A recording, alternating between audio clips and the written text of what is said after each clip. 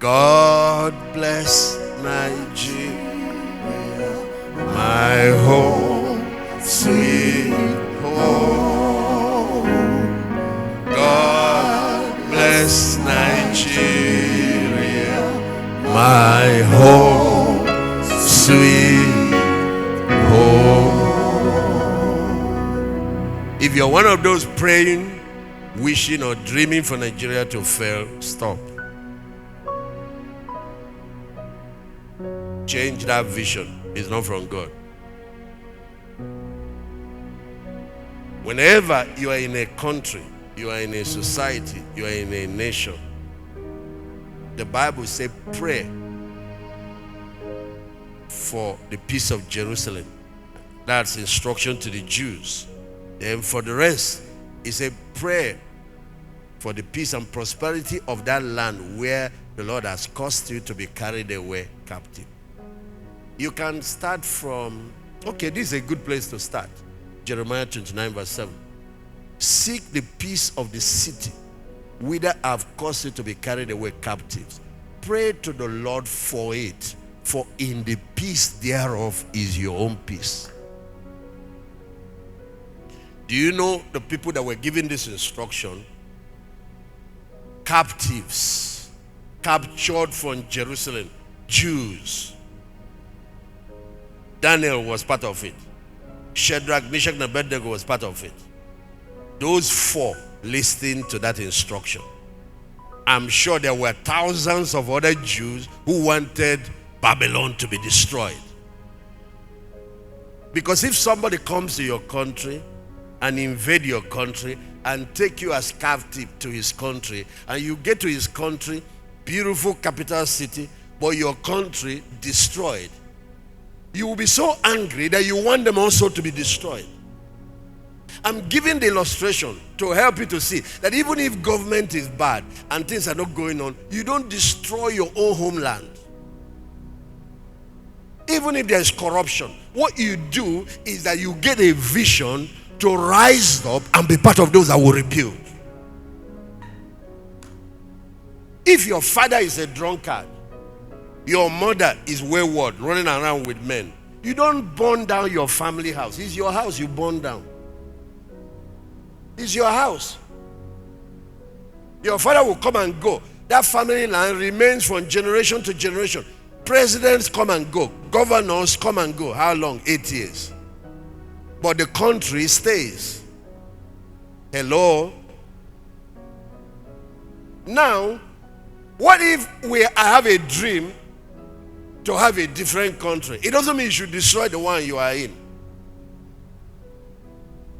The Jews were there praying for the restoration of Jerusalem. They were really hoping that sometime will come, they will go back to rebuild Jerusalem. But God told them, where you are now will affect you. It will affect your peace. If you want to prosper, pray for that land. And guess the land he was talking about? Babylon.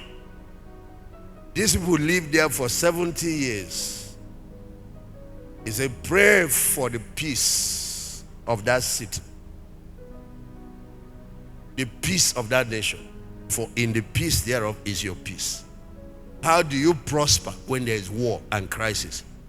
Even churches, how will you fellowship and gather when there is bomb exploding everywhere? You're angry with government, it doesn't mean you should burn down your infrastructure. You feel that certain people have disappointed you, it doesn't mean you should loot public property, because those public property are your property. The people in office will leave. Infrastructure stays. If you bring down a bridge, who passes through it? If you go put bomb and blow down and fly over, who drives through it? Is it the governor? If you burn a market, who are the people making a living from there? If it doesn't affect your mother, it will affect your cousin or somebody. You are not thinking straight and thinking correctly whenever you act like that. And guess what? The big man will enter his private jet and escape. If you set your country on fire, guess what? I've met a lot of these guys. Many of them have citizenship of other countries, some African countries, some foreign countries. Many have their families settled and they bought properties for them abroad. You set the place on fire, they just enter, rule, and leave. Guess who will die? You. Guess who escaped? Them.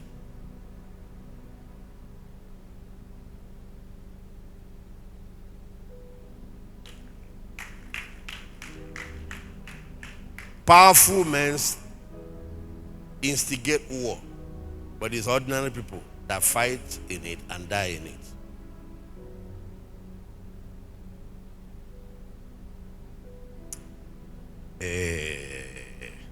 There's something about government some of you don't know. Maybe I should show you just a small example in the Bible. First Chronicles chapter 21.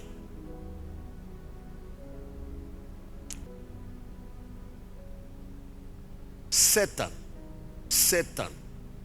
was the one that stood up against Israel. The devil wants to destroy a nation, so he goes to leadership. He went to the number one man who had the power to make decisions. And David was a good man, or a good leader, but now under the influence of Satan, he made some unwise decisions. Satan now provoked David to number Israel. God told him not to do it. And so verse 2 now, and David said to Joab and to the rulers of the people. So government makes policies, the officials of government carry it out. Starting with Joab, that is the commander of the army. Go number Israel from Beersheba even to Dan and bring the number to me that I may know it. Okay, verse 3.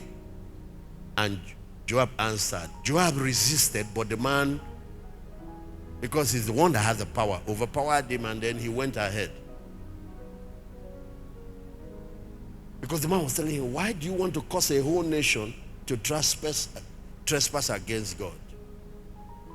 The sins of leaders are not private when it comes to consequences.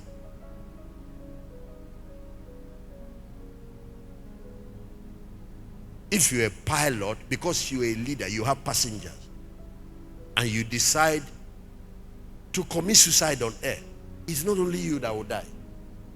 But if one of those passengers on his own decide to commit suicide, only him will die.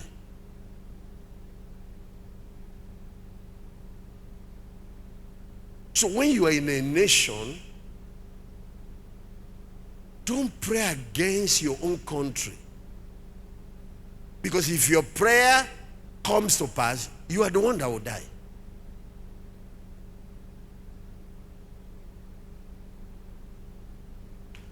Because you see, a nation is like an aircraft. But an aircraft, the biggest one, might carry about 600 and something passengers. But this aircraft might be carrying 200 million people, like Nigeria. Some 30 million. Some 60 million. Do you see the number of people whose lives are at risk? And then we elect one person as a pilot. So you are unhappy with the pilot, you shoot the aircraft. Guess who will die? And in some aircraft, there is an ejection system. Most of what we call passenger aircrafts don't have that. Military aircrafts do. You press the button, it ejects the pilot, so the plane will crash. The pilot is not part of it. Our politicians have immunity. And many of them have secured exit for themselves abroad to other nations. I know one, he has plans first in Europe and with one African, beautiful island in Africa. He has a house there. So you start, he will press the button and eject. And he is in his beautiful island cruising in Indian Ocean, and you are the one that will die.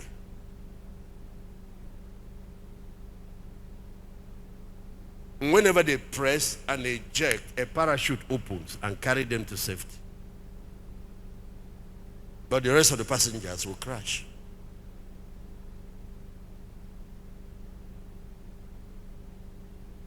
until when our system is developed well enough to make these men accountable. Because if a captain of a ship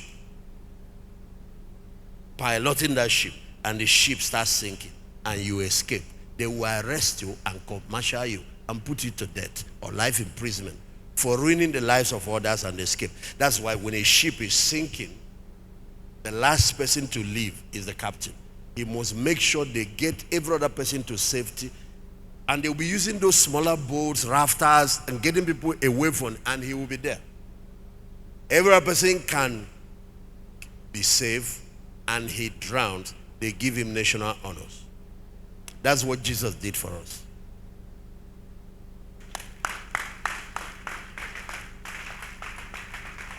He laid his life. But in Africa, our leaders have not learned servant leadership and sacrificial leadership. So right now, it's transactional.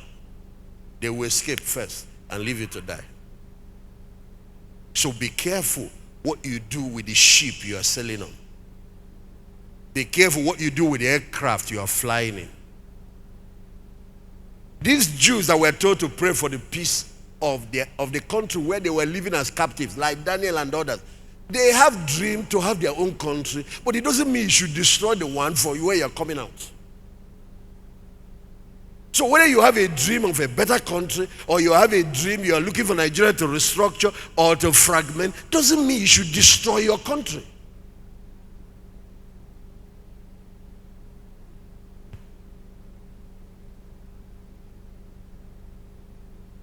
And when people like that see those of us that are into nation building, they wonder, what is wrong with this guy?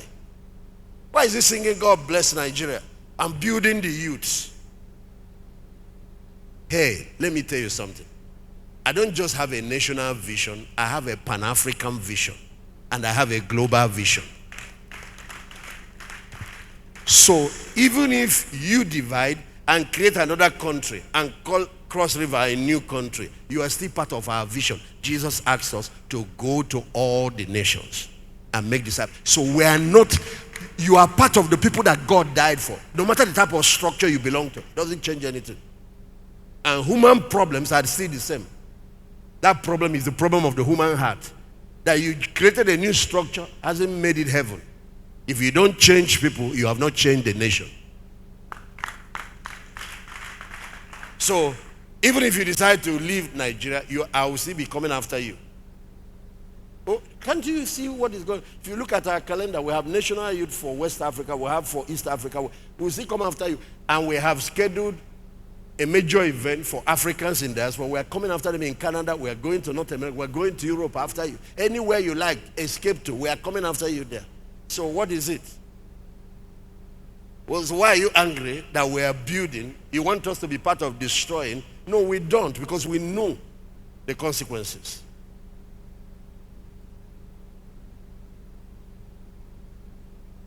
Destruction is the easy one. Shooting down an aircraft. Manufacture one now. It's building that is a hard job. Destruction is easy.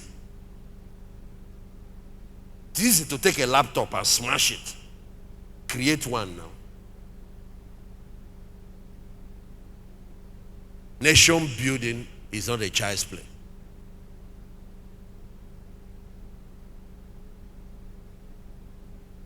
And for those of you who are involved in fellowships or leading fellowships, you know the word fellowship means fellows in the same ship. You are in the same boat. Don't destroy the organization where you are sailing. The structure, the organization is your boat, is your aircraft. Don't destroy it. Because when the car you are traveling in tumbles, it kills the people inside it.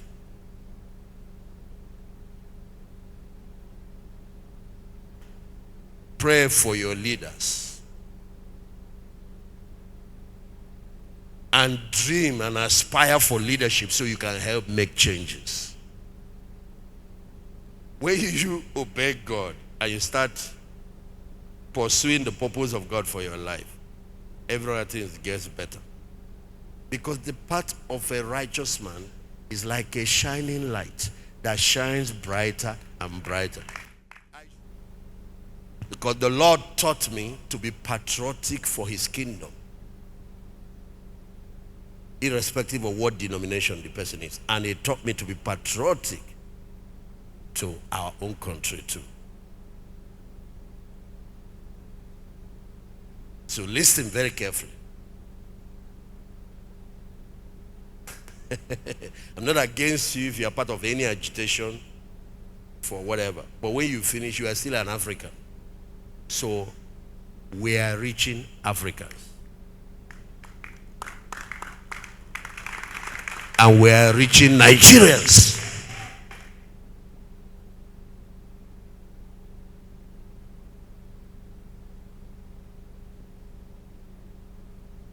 Where are you going? Go and listen to Kwame Nkrumah and see the original vision they had for Africa. It was one massive nation with states. That's all they say you call countries now, states. That's the vision of African Union. That's the original vision. We have 54 nation states. Many of them are not viable. But this time around, we're going to make them viable. But part of part of what is required is synergy between them. Somebody produced something in Accra to get it to Lagos, wahala. You come to Benin, you come to Togo, wahala.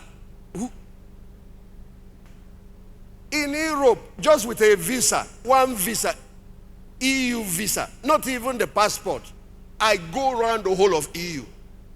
No headache. One visa, you just get German visa, French, Italian visa, whatever. I go around the whole of. You go to East Africa, you get in one of them, you can go around East Africa. Highest, it will be stamp something on arrival. You go by land, you go by air, anyone you like.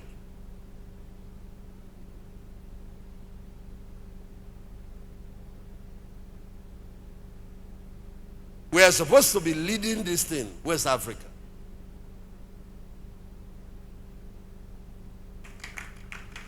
I don't know how many months you will see sunlight there. We have it here in excess.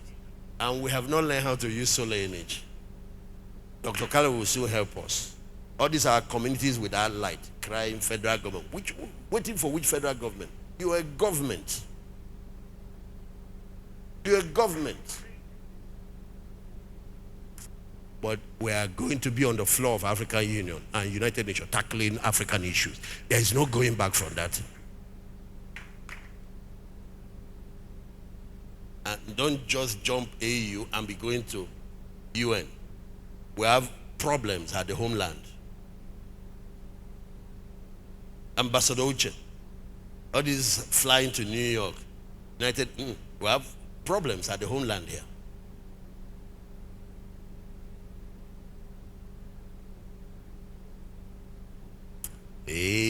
So I'm challenging you. Some of you should study and develop yourself as diplomats. Develop yourself in international relations, in policy, so you can go and represent us and get our share in EU, in UN, in World Court in Hague, in African Union, and all the other unions where they make decisions that affect us here.